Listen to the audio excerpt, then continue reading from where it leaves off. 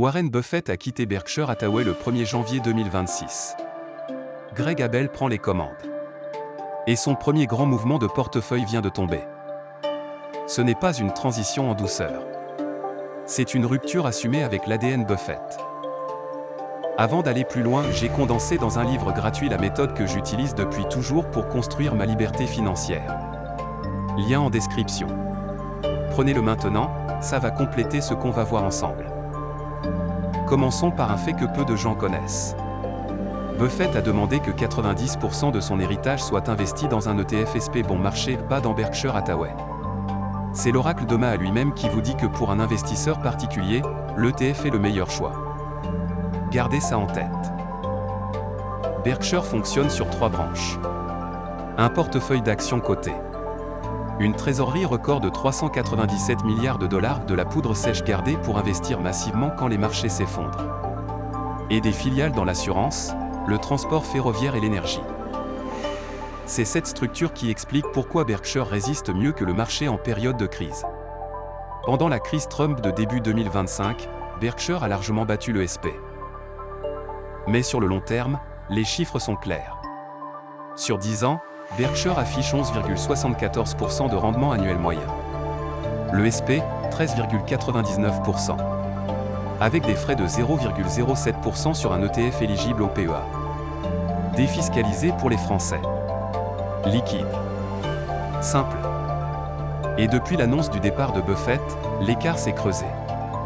Berkshire a perdu 5% sur les 12 derniers mois pendant que le SP gagnait plus de 27%. Maintenant regardons ce qu'Abel a fait avec son premier trimestre aux commandes.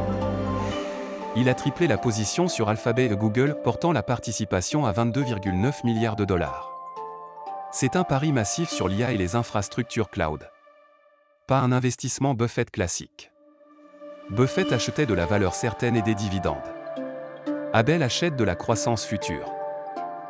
Il a racheté 39,8 millions d'actions Delta Airlines pour près de 3 milliards. Ironique, Buffett avait vendu toutes ses positions dans les compagnies aériennes pendant le Covid en déclarant publiquement que c'était le pire type d'investissement possible. Et il a liquidé 16 positions en un trimestre: Visa, Mastercard, Amazon, Domino's. Le portefeuille passe de 42 à 26 lignes. C'est un nettoyage radical. Le message d'Abel est clair, chaque position doit mériter sa place dans mon portefeuille, pas dans celui de Buffett. Est-ce que c'est rassurant? Partiellement. Abel montre de la décision et de la conviction. Mais il prend des paris que Buffett n'aurait jamais pris. Et on ne saura que dans 5 ou 10 ans si ces paris étaient les bons. Voici mon analyse finale. Berkshire reste un excellent investissement pour quelqu'un qui comprend ce qu'il achète, une forteresse financière avec un bilan en béton et une capacité rare à protéger le capital en crise. Mais pour un investisseur particulier français de 25 à 45 ans qui cherche à construire sa liberté financière, la réponse est simple. Un ETF SP éligible au PEA, à 0,07% de frais, avec la défiscalisation qui va avec. C'est ce que Buffett lui-même vous conseille pour son propre argent. Berkshire peut être un complément intéressant pour renforcer la résistance aux crises. Mais jamais la colonne vertébrale d'un portefeuille. Je suis libre financièrement depuis 20 ans. Mon rendement annuel moyen ces 13 dernières années, 10,99%, et c'est documenté dans mon site.